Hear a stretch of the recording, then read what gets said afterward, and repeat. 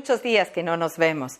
Extrañamos la iglesia, extrañamos estar juntos, extrañamos dar un abrazo, extrañamos dar un beso. Sin embargo, sabemos que este tiempo pasará.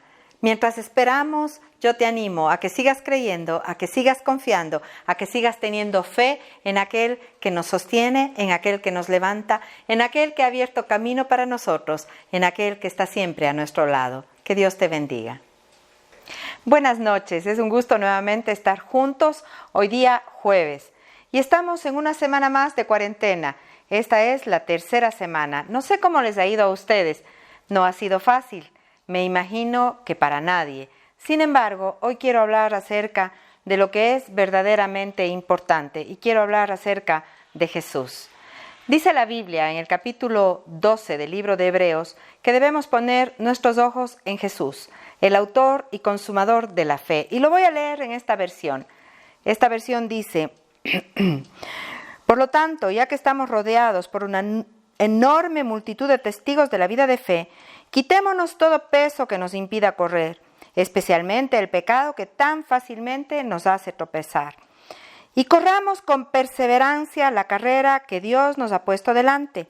Esto lo hacemos al fijar la mirada en Jesús, el campeón que inicia y perfecciona nuestra fe. Y continúa diciendo, debido al gozo que le esperaba, Jesús soportó la cruz sin importarle la vergüenza que ésta representaba, y ahora está sentado en el lugar de honor junto al trono de Dios. Piensen en toda la hostilidad que soportó por parte de pecadores, así no se cansarán ni se darán por vencidos. Y yo quisiera que pensemos en esto el día de hoy. Un día en el que la confianza ha sido menguada, en el que no podemos confiar en nadie. La verdad es que ¿confiamos en la ciencia? No confiamos en la ciencia. ¿Será que esta crisis que estamos experimentando surgió de un laboratorio? Muchos dicen eso, así que ¿cómo confiar en la ciencia o en los hombres de ciencia? ¿Confiamos en las noticias? No confiamos en las noticias. Unos dicen una cosa, otros dicen otra cosa. Es difícil confiar en las noticias.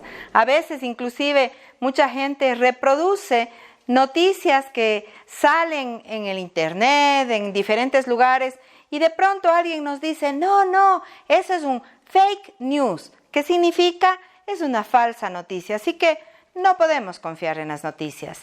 ¿Confiamos en los políticos? No confiamos en los políticos. Vemos que no siempre dicen la verdad, vemos que cada uno piensa de la forma en que le conviene y nos dicen lo que le conviene que sepamos.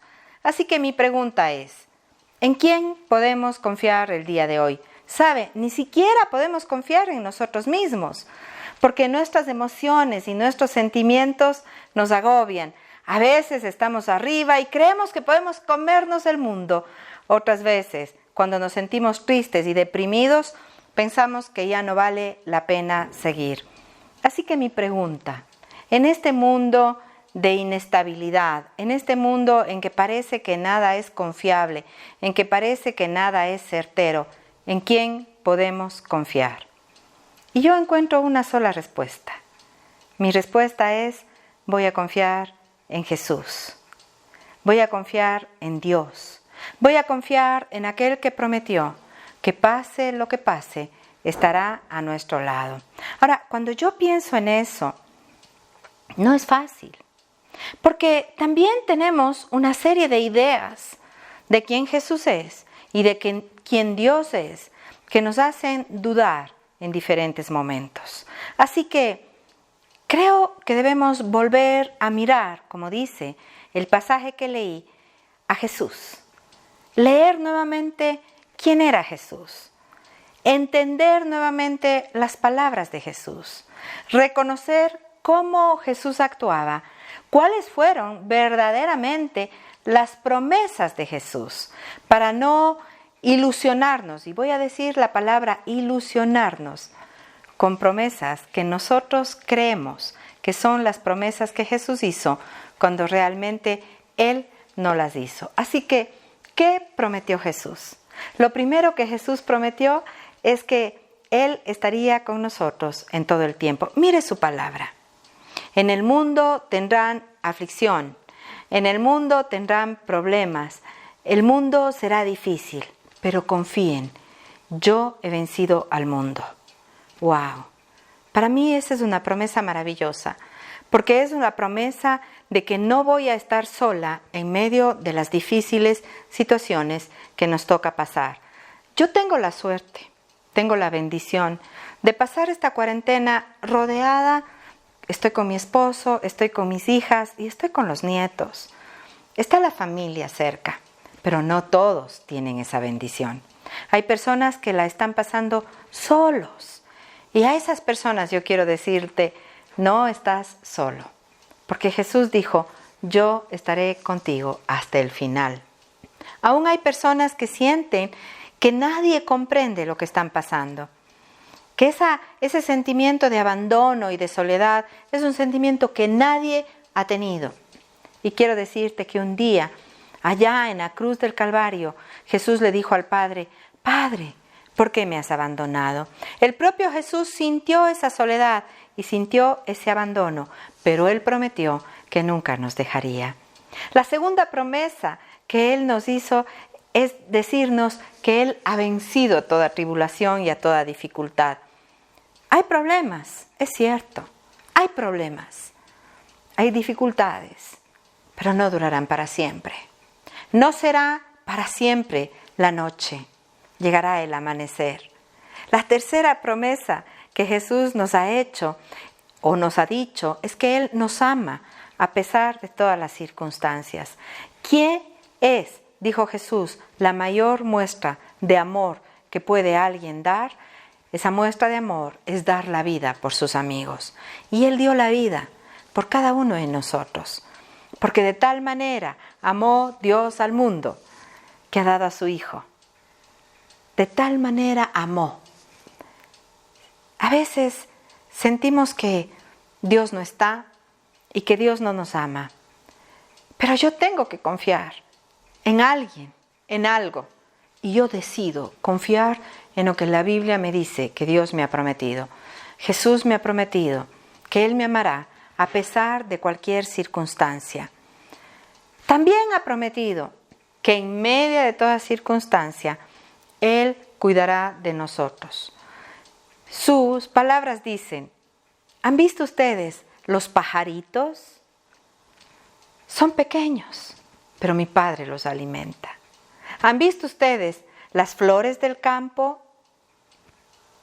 Son hermosas y es mi Padre el que las viste. Así que, si Jesús cuida a los pajaritos, ¿cómo no pensar que cuidará de nosotros? Por supuesto que no entendemos todo.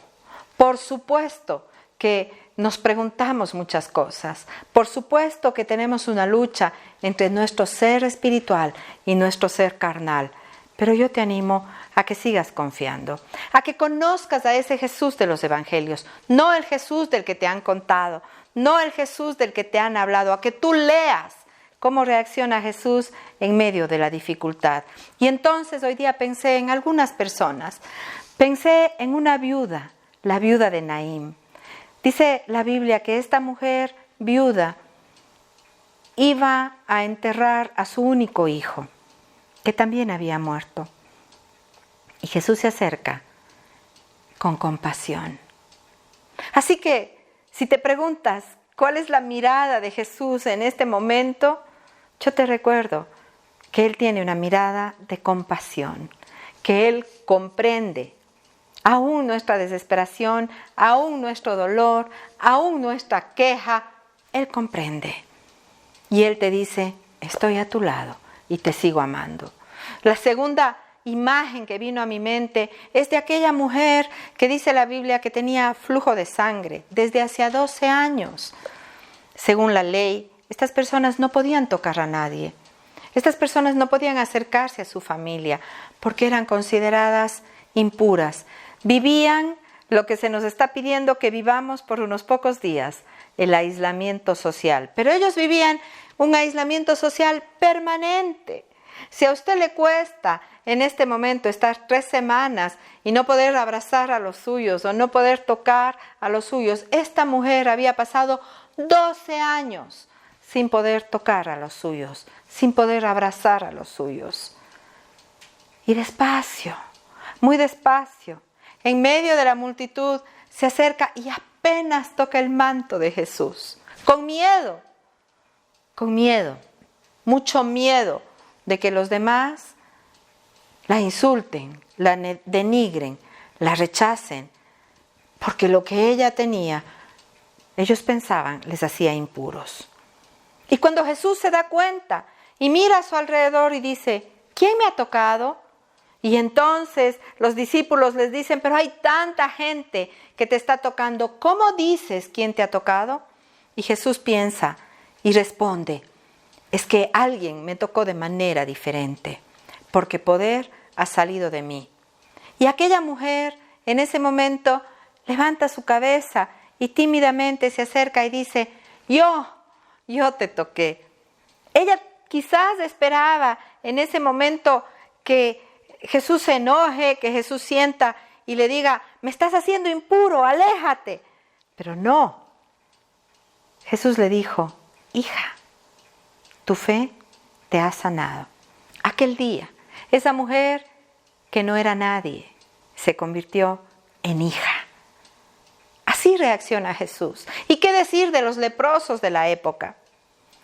Parecería que hoy en día el coronavirus se puede comparar con la lepra, porque tenían que andar ellos con una campana que anunciaba su caminar y tenían que ir gritando leproso, leproso, y todo el mundo se apartaba y nadie quería tocarles. Es lo que sucede hoy. Sabemos que alguien está con coronavirus y no queremos tocar, no queremos acercarnos para nada. Tienen que anunciarnos, tienen que decirnos. Pero Jesús tocó al leproso y ese toque fue parte de su sanidad. No solamente tuvo sanidad física, tuvo sanidad en su alma por el toque de una persona. Así que, ¿en quién podemos confiar? En Jesús, el autor y consumador de la fe, el que actúa con compasión, el que promete que estará a nuestro lado, el que ha vencido en medio de las dificultades, el que te sostiene cuando lloras, el que te abraza cuando te sientes solo. Ese es el Jesús al que yo te llamo a creer. Porque al final, ¿qué es la fe? La fe es confianza cuando se trata de Dios. Tú puedes tener confianza en Él en medio de la crisis. Pues sí, yo te animo a que tengas confianza en Él en medio de la crisis. Porque Él no prometió que no tendrías crisis. Ninguna de sus promesas han sido falsas. Él prometió que Él estaría con nosotros en la crisis. Mirar su amor, mirar su cuidado, mirar su compasión, mirar la forma en la que Él trató a los necesitados y a los que sufrían, me hace confiar en aquel Jesús que fue más que una persona maravillosa, el mismo Hijo de Dios, Dios el Hijo encarnado. Yo decidí confiar en Jesús. En el mundo incierto, Él es mi faro, Él es mi luz, Él es mi roca fuerte, Él es donde tengo enfocada mi mirada. Hacia allá voy. Él es el autor y consumador de mi fe. Sí, hay muchas cosas que impiden mi carrera. Hay tropiezos, hay situaciones difíciles, pero sigo mirando a aquel que prometió cuidarme, guardarme. Aquel que me advirtió, vas a tener problemas en este mundo, pero yo voy a estar contigo. Aquel que me dijo, no te dejaré y no te desampararé. Si confiamos en Jesús, nuestra vida puede cambiar. Si confiamos en Jesús, no saldrá lo peor de nosotros, sino lo mejor de nosotros.